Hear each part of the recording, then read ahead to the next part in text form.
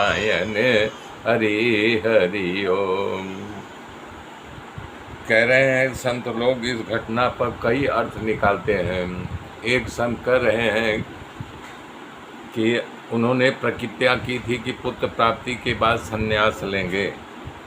दूसरा, जो घर में भगवान विराजमान है, जब उनकी प्राप्ति हो गई तो फिर दूसरे कौन सी भगवान की प्राप्ति करने जा रहे हैं। कह रहे हैं सगुण परमात्मा की प्राप्ति हो गई है, उनको बड़ी खुशी है। निर्गुण जो हर जगह व्याप्त हैं, उनकी प्राप्ति करने के लिए जो है वो संन्यास लेना चाह रहे हैं। करदम जी इच्छा द्वेष से मुक्त होकर के सर्वत्र समदर्शन अर्थात सबके आत्मा में परमात्मा को पाने की जिज्ञासा लेकर के संसार से विरक्त होकर के संन्यास ले रहे हैं। तीसरा कारण बताते हुए विद्वानों कहते हैं कि करदम जी संन्यास इसलिए लिया कि उनकी संन्यास की अवस्था थी।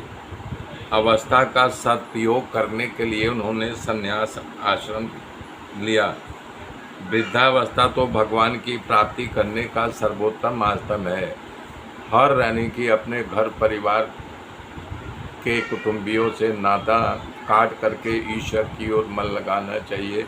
ईश्वर का भजन ध्यान भजन करना चाहिए।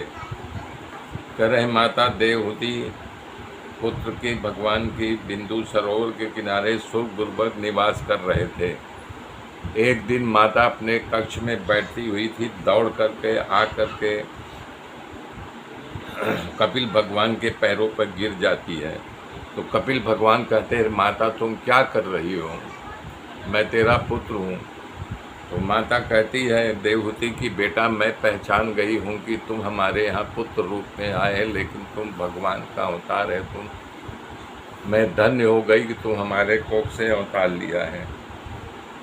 आप समस्त जीवों के स्वामी हो, आदि पुरुष हो, आपकी माया से गेय है और इस घर में मेरी ममता हुई जो आपकी कृपा से दूर होगी।